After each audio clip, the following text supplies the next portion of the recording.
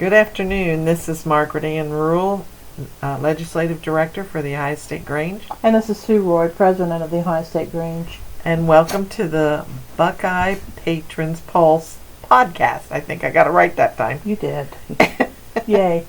Yay! And we're talking about the elections that are coming up. November 8th, 2022. I have a little dog in here with us. Anyhow, so we are going to talk about issue 1. Stop. Yep. And what is issue 1? Okay, issue 1, it talks about bail and how there is a clause in the amendment that wants the judge to make sure that there is no danger to the community. Sometimes you'll set bail and the person has plenty of money and they have no problem paying bail and they're out, and they are actually danger to the community. Or sometimes they set such a low bail that they're out. And we were talking about how that is not good for the victim of the crime. Whether it's robbery, assault, you name it. So I believe on my notes. It says Community Safety Amendment. Yeah, community. Yeah, that's right. You're right. That's right. And right now, like you were mentioning, the judges don't have a lot of discretion.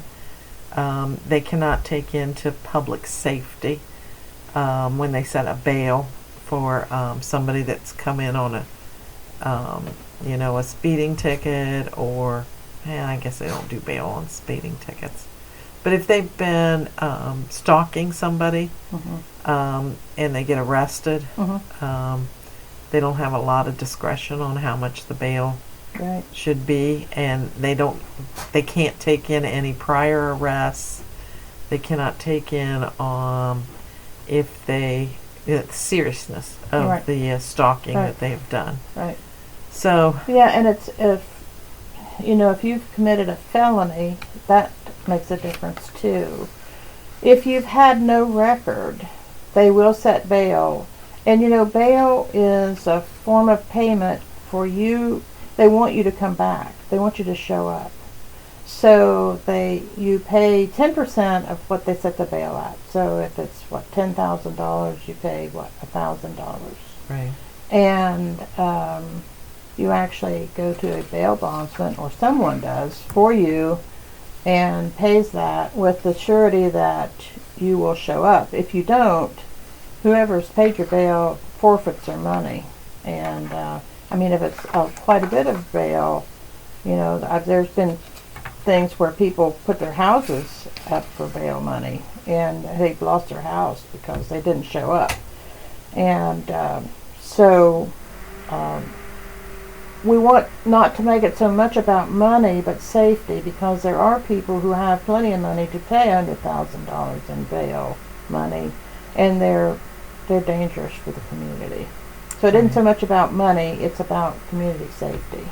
Right, and it says issue 1 would make it clear in the Ohio Constitution that a judge is required to, when setting the amount of bail for a criminal defendant, consider public safety, including the seriousness of the offense, as well as a person's criminal record and the likelihood a person would return to court.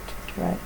So, I think this gives the judges a little more flexibility, right, in setting bail, and maybe even, like you said, if it's sometimes wealthy people think they can, like you said, easily pay it and get back out, and they're vindictive.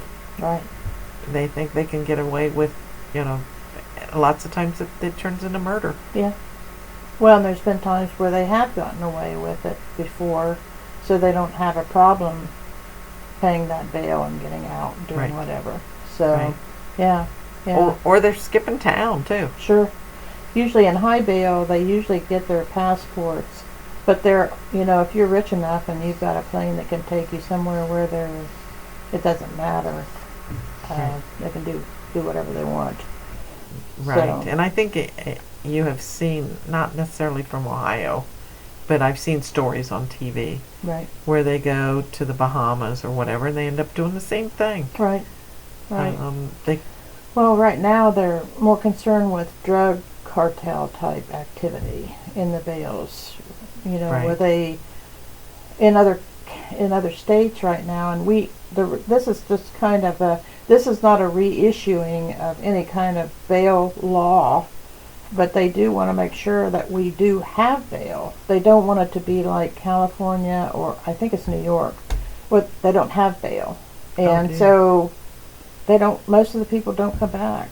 They say yes, but they don't.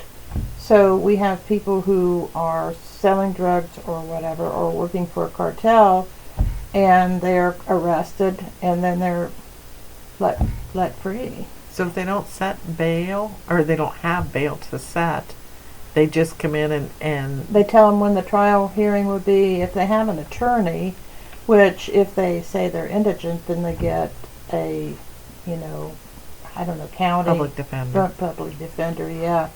And they say, we'll set a trial date, and this is when you need to come back. And if you're honest, you would deal with your attorney. If you're not, they don't even know your name, and they go, Yeah. So.